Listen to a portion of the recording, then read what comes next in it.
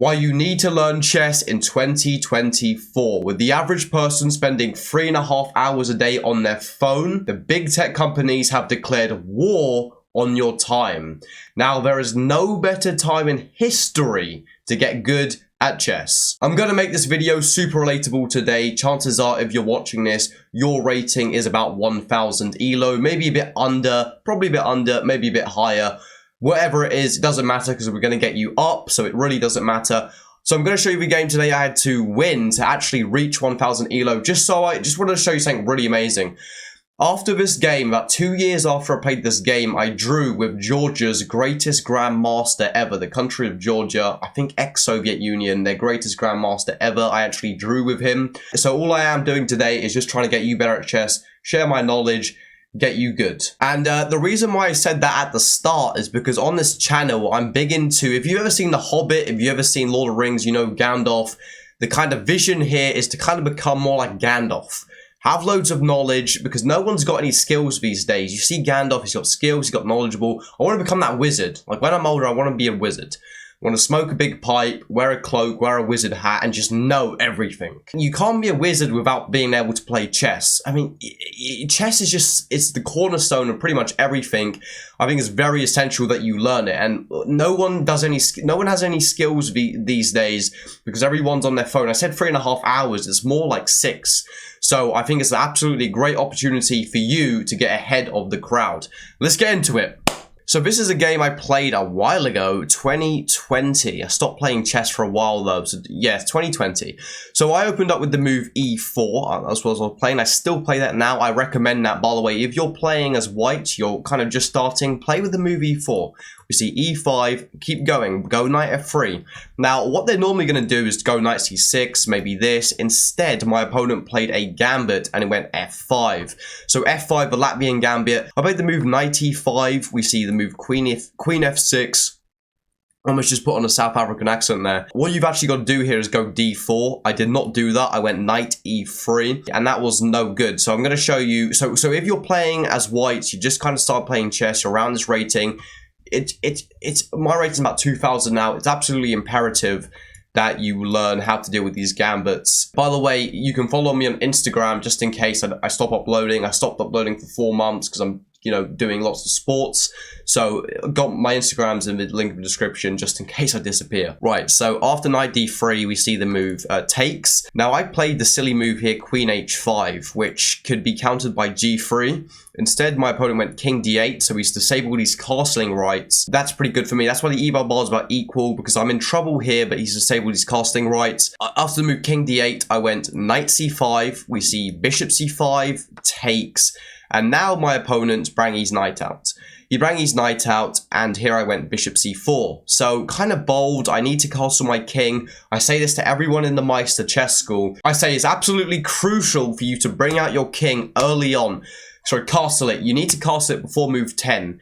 Really just try castle it before move 6. You need to castle that king. After this, we saw the move rook f8, and I probably should have castled here. Instead of castling, though, I didn't, and I went knight c3. Luckily, this is not checkmate because my queen still hangs on. So we see b6. Now I bring the queen back, queen e3, and now d5. Now, I want to get you involved in the video.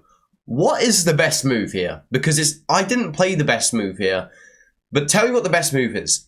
Okay, cool. So if you pause the video and you said the move bishop takes, you would be wrong. That's what I did.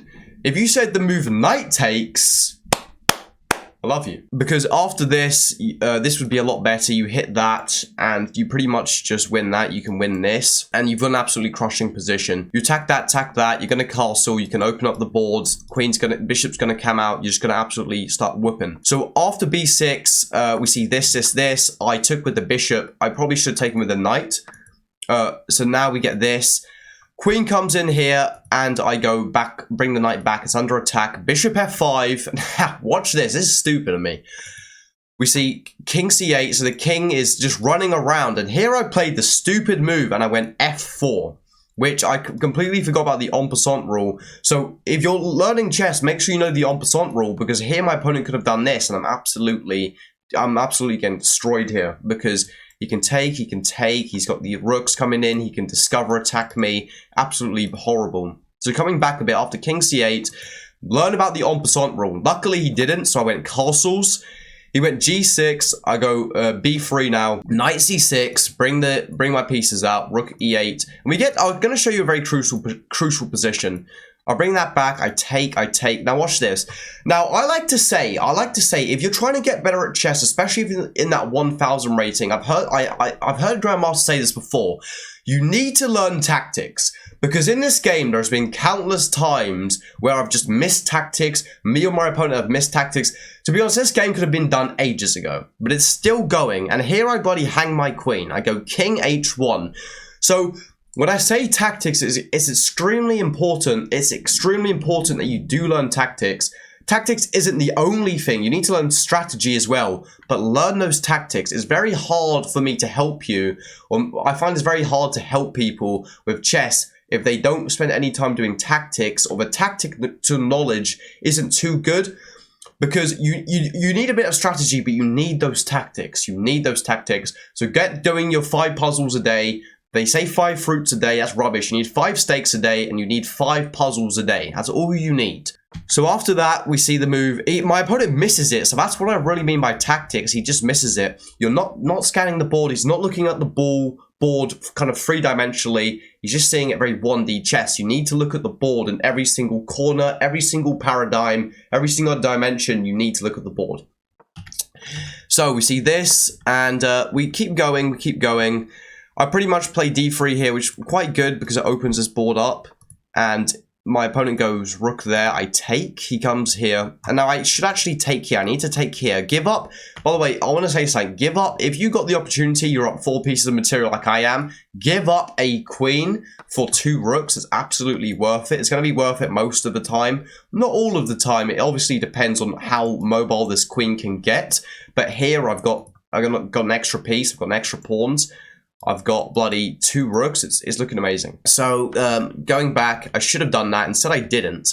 I went here, which caused me lots of problems. My opponent could actually play rook 2 to g3 and go here. But here, after he played this, he did not do that. Instead, he went here, which I'll let you pause the video, try to find the best move. So if you did pause the video, the move was taking here. After queen c6, what you actually had to do was take. I went rook e6, the king went there, and I played a bad move here. I shouldn't have done this. I should have actually gone rook e2 here. Sorry, knight e2, because I had to block this. There's still some threats of him going like here and sending up some checkmates. So I actually had to go here, and I pretty much got to try and exchange some rooks. That's really what I had to do. Instead, I went here, and I went here, and after this, I went there. I blundered there as well, but I luckily got the win. And yeah, that was pretty much the game. Lots of tactics there. Loads of times my opponent could have won. I could have won on the spot. So his tactics are very important. You need to learn those openings. You need to learn those gambits. You also need to learn a good degree of strategy. So hopefully this video was of value to you today. I've got the Meister Chess School. If you're really serious about getting better at chess, that's in the description. I've got my Instagram. If you enjoyed this video, like and subscribe. Let me know in the comments what you thought of it. Thank you so much. I think if you enjoyed this video, I think you enjoyed that video. Thank you. Have a good day.